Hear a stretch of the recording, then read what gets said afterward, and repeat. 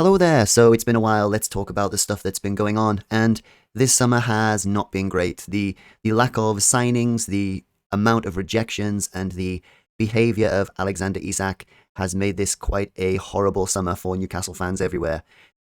And I kind of feel sorry for the people who jumped on the Newcastle bandwagon when the takeover happened. Like, they saw Newcastle getting taken over and the memories of Chelsea and Man City appearing, and people think, ooh, yeah, I'm gonna switch and I'm gonna support Newcastle now.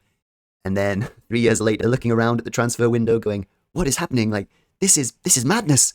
And Newcastle step up and like, "Yes, it's Newcastle," and boot them into the hole of despair and depression. Down the hole they go, and then they land at the bottom. And the fans who remember the pain of the 90s, selling Andy Cole, missing out on the Premier League title when we were like 12 points clear with a game in hand at the top of the table at Christmas. They remember the hope of Bobby Robson coming in, and then that ending with players throwing their toys out the pram and Lee Bowyer and Kieran Dyer having a punch up on the pitch at St. James Park. Yeah, so we are down in the pit, and we're like, oh, first time. Because we've seen this all before, and we know what it's about when you support Newcastle United. It's been hard, but we have made a signing, Aaron Ramsdale. And I mean, would it be the first choice of most fans? No, not really. It's not really a signing that would super excite everyone. No one's kind of like getting really hyped about it. But you know what? I think it's going to be a good signing. I think it's going to be a solid, good signing for Newcastle. He's 27 years old, which is young for a goalkeeper, but he has loads of Premier League experience. He has Champions League experience. I mean, he was part of that Arsenal team that looked like they were going to clinch the title, but then sort of like bottled it at the end. And he has the experience of playing in the Premier League. And listening to his interview, he sounds like a good guy. He sounds like he's got a good attitude, that he's here to work hard, that he appreciates the trust that Eddie Howe is showing in him. And that's the kind of players we want, isn't it? Don't we want people like this at the club? Don't we want people who are here to play hard for us, to play for the badge, who kind of get it, who know what it means to the fans? I think he's going to be good. I think this is going to be a good signing. And obviously, the thing that a lot of fans point to is that interview where he confessed that he cannot concentrate for 90 minutes. And although that is not something you want to hear from your goalkeeper, I mean, if there's anyone on the pitch you want to be able to concentrate for 90 minutes, it's the goalkeeper. But to be honest, I kind of looked at that point and I'm thinking, he's being honest. That's a moment of sincerity where he is genuinely kind of confessing his weakness. It's a moment of vulnerability that he's putting out there. So, and Eddie Howe will know his weaknesses because Eddie Howe does his homework. Eddie Howe does his research. He will know what Aaron Ramsdale's weaknesses are, and he will work with him tirelessly to fix those weaknesses, because that's what Eddie does. He takes players and he makes them better. He is not one of these managers who just brings in a good player, mentioning no names, Chelsea, who just bring in players and then if they're not good enough, they bin them off and just spend a crap ton of money on another player. Eddie Howe has not been in that position for most of his managerial career. He has been forced to take the players he has and make them better, and he is good at it. He has got this down now where he can take players, he analyzes these players, and he makes them better. And I have no doubt he will do the same with Aaron Ramsdale. So for me, this is a good signing, and I'm happy with it.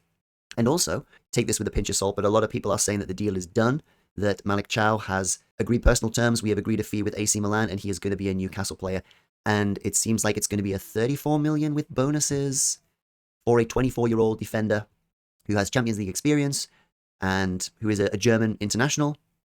This seems like it could be another really good move. Obviously, this is a player the club has looked at for a long, long time. They have done their research. They have done their homework on this guy. And again, is it the one we want? Is it the exciting one?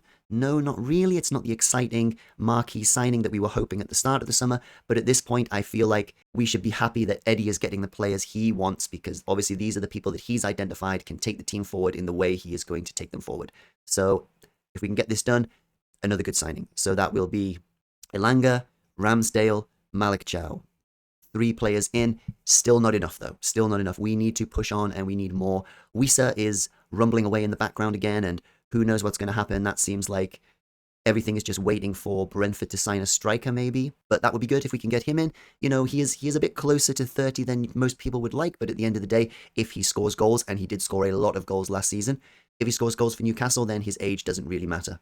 Because at this point, we just need players in. We just need players in to stop this season from being a disaster like the last Champions League season was. Now, do we have to? I guess maybe we just need to touch on the endless saga that is Alexander Isak, because there has been news that the Newcastle board have told Alexander Isak he is not going to be sold this summer and he can forget going to Liverpool this summer. It's reported that Alexander Isak is furious about this. Well, we don't care. We don't care. I mean, with regard to Alexander Isak, I think most Newcastle fans are done with him now. I think they've binned him off. They're like, we don't want him here, because Newcastle fans are passionate about the club. They love this club.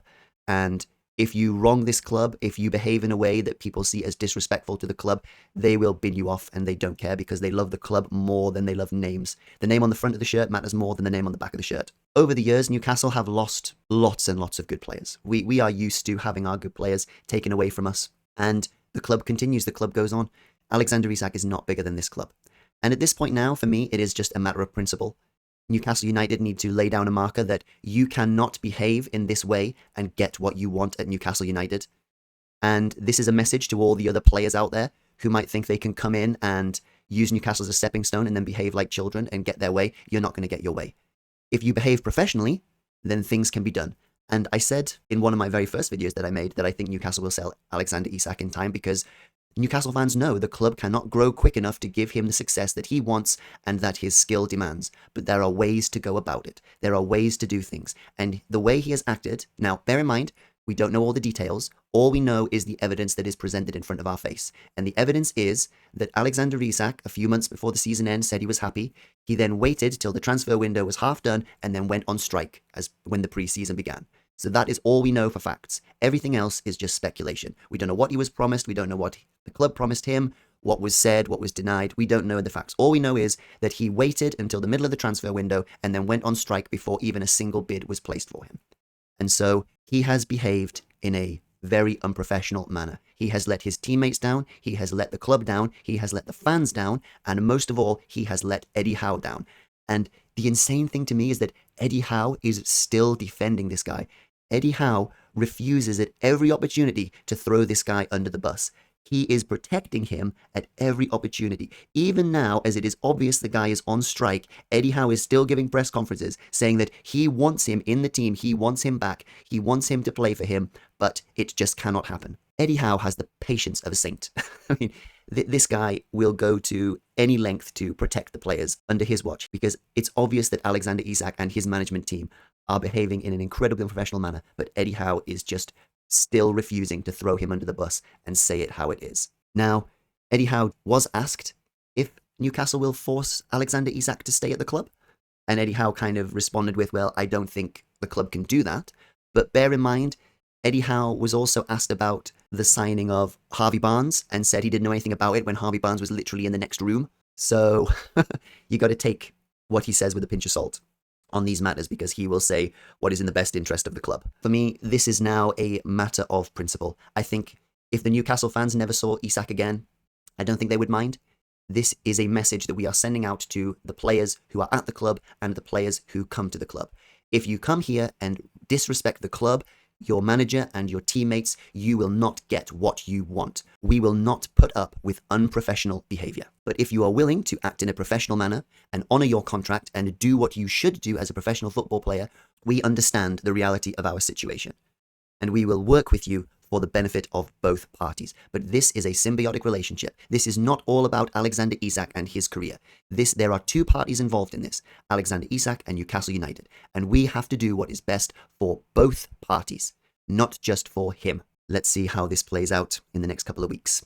Anyway, that's all I got for now. Goodbye.